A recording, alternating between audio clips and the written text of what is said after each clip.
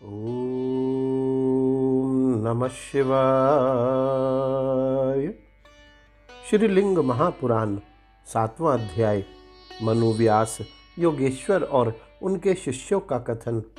सूत जी बोले, मैं प्रारंभ में आपको संक्षेप में अनंत तेज वाले शिव जी के ज्ञान संबंधी रहस्य को बताऊंगा। सिद्धांतों को जानने वाले जिन योगियों ने महान विरक्ति अपनाई है, जो प्राणायाम जैसे योग को 8 अंगों से संबद्ध हैं और जो दया आदि गुणों से युक्त हैं, वे अपने कर्मों के अनुसार स्वर्ग या नरक में जाते हैं। उनकी कृपा से ज्ञान का उदय होता है और ज्ञान से ही योग कार्य करता है।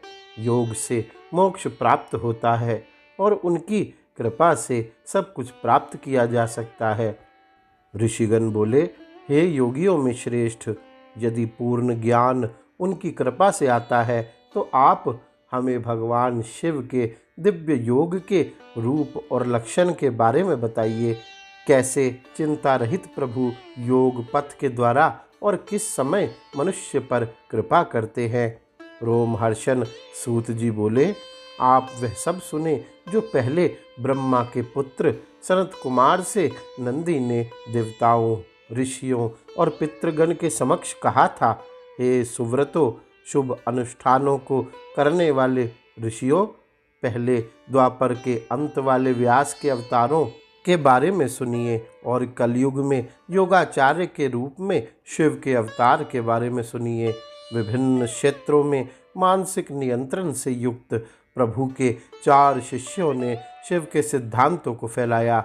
उन शिष्यों के भी कई प्रशिष्य हो गए और इस पर प्रभु प्रसन्न हुए। प्रभु के संबंध में पूर्ण ज्ञान परंपरागत तरीके से धीरे धीरे प्रथम 3 वर्ण के लोगों अर्थात ब्राह्मण, क्षत्रिय और वैश्यों में फैलाया गया।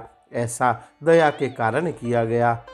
ऋषिगण बोले, आपके लिए यह उचित होगा कि आप हमें बताइए, वे व्यास कौन थे जिन्होंने प्रत्येक द्वापर युग में अवतार लिया और इसके अलावा किस मनवंतर और कल्प में अवतार लिया।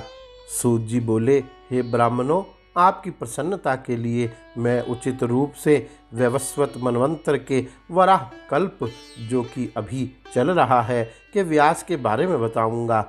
मैं सभी मनवंतरों के रुद्रगण के बारे में बताऊंगा।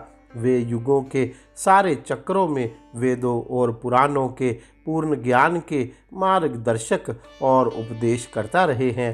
हे ब्राह्मणों, ये व्यासगण हैं क्रतु, सत्य, भार्गव, अंगीरा, सविता, मृत्यु, शतक्रतु, धीमान, वशिष्ठ, सारस्वत, त्रिधामा, तिव्रत, शततेजा, धर्म, जो नारायण के रूप में भी जाने जाते हैं, तर्क्षु, आरुणि, कृतज्ञ, ऋतज्ञ, भरद्वाज, गौतम, वात्सर्वा, सुषमायिनी, शुचि, तृणबिंदु, रुक्ष, शक्ति, शक्तिपुत्र, पराशर, जातुकर्ण्य और कृष्ण द्वैपायन, जो स्वयं विष्णु थे।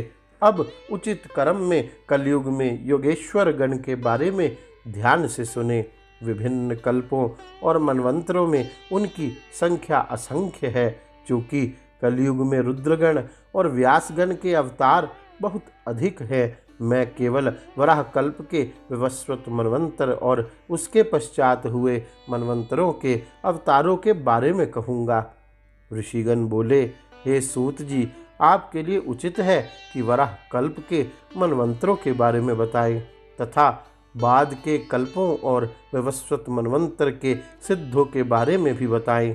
सूत जी बोले, प्रथम मनु ब्रह्मा के पुत्र स्वयंभुव मनु थे। हे ब्राह्मणों, तत्पश्चात स्वारुचिष मनु हुए। बाद के मनु थे उत्तम, तामस, रैवत, चाशुष, विवस्वत, सावरणी, धर्म, सावर्णिक, पिशंग, अपिशंगाभ, शबल और वर्णक। मनुगण का वर्गीकरण अ से औ तक स्वरों के आधार पर किया गया है। हे उत्तम ब्राह्मणों, उनका वर्गीकरण उनके रंगों के आधार पर भी किया गया है, जैसे श्वेत, पांडु, रक्त, ताम्र, पीत, कपिल, कृष्ण, श्याम, धूम्र, सुधूम्र, अपिशंग, पिशंग, त्रिवर्ण शबल और कालंघूर। इस प्रकार मनुगण का उल्लेख नाम, स्वरों और रंगों के आधार पर किया गया है। स्वरों के समरूप वे मनु हैं, जिनका संक्षेप में मनवंतरों के अग्रणी के रूप में उल्लेख किया गया है। इसमें सातवें वैवस्वत हैं, जो कि र, स्वर और काले रंग के रूप में बताए जाते हैं। सातवें मनु देवताओं में अग्रणी है। मैं कल्पों के युग चक्रों में हुए योगियों का भी उल्लेख करूंगा और आगामी योगियों का भी उल्लेख करूंगा। वर्तमान कल्प सातवें मनवंतर में वराह के नाम से जाना जाता है। अब सभी कल्पों और मनवंतरों में प्रभु के यौगिक अवतारों एवं उनके शिष्यों के बारे में क्रमशः ध्यान से सुने। स्वयंभू मनु के पहले कली में वे थे श्वेत, सुतार, मदन, सुहोत्र, कंकण, लोगाशी, जैगिष्य, दधिवाहन, वृषभ, उग्र, अत्रि, सुबालक, गौतम, वेदशीर्ष, गोकर्ण, गुहावासी, शिखंड भृत, जटामाली, अट्ठास, दारूक, लांगली, महाकाय, शूली, दंडी, मुंडीश्वर, सहिष्णु, सोमशर्मा, नकुलीश। हे सुव्रत, वैवस्वत मनवंतर के 4 युग के सभी चक्रों में प्रभु के योगाचार्य अवतारों को 28 बताया गया है। हे उत्तम ऋषियों, इसी तरह से हर द्वापर में व्यासगण हैं। प्रत्येक योगेश्वर के निम्नलिखित शिष्य हैं और उनमें से प्रत्येक के 4 शिष्य हैं। ये हैं श्वेत, श्वेत शिखंडी, श्वेताश्व, श्वेत लोहित, दुंदुभि, शतरूप, रचीक, केतुमान, विशोक, विकेश, विपाश, पाशनाशन, सुमुख, दुर्भुग, दुर्दम, दुर्तिक्रम, सनक, सनंद, सनातन, रभु, सनत कुमार, सुधामा, विरजस, शंखपाद, वैराजस, मेघ, सारस्वत, सुवाहन, मेघवाह, कपिल, आसुरी, पंचशिख, वालकल, पराशर, गर्ग, भार्गव, अंगीरा, बलबंधु, निरामित्र, केतुरिंग, लंबोदर, लंब, लंबाक्ष, लंबकेशक, सर्वज्ञ, संबुद्धि, साध्य, सर्व, सुधामा, काश्यप, वशिष्ठ, विरजस, अत्रि, देवसद, श्रवण, शर्विष्ठक, कुणी, कुणीबाहु, कुशीरीर, कुनेत्रक, कश्यप, उष्णा, च्यवन, बृहस्पति, उत्थय, वामदेव, महायोग, महाबल, वाशर्वा, सुधीक, श्यावाश्व, यतीश्वर, हिरण्यनाभ, कौशल्य, लोगाक्षी, कुथुमी, सुमुंतु, बर्बरी, कबंध, कशिकंधर, पलश, दालभियानी, केतुमान, गोपन, भल्लावी, मधुपिंग, श्वेत केतु, तपोनिधि, उशीक, बृहदश्व, देवल, कवि, शालिहोत्र, अग्निवेश, युवनाश्व, शरदवसु, छगल, कुंडकर्ण, कुंभ, प्रवाहक, उलूक, विधुत, मंड्रक, आश्यवलायन, अश्पाद, कुमार, उलूक, वत्स, कुशीक, गर्भ, मित्र, कौरुष्य। ये सभी उच्च आत्मा 4 युगों के सभी चक्रों में योगियों के शिष्य थे।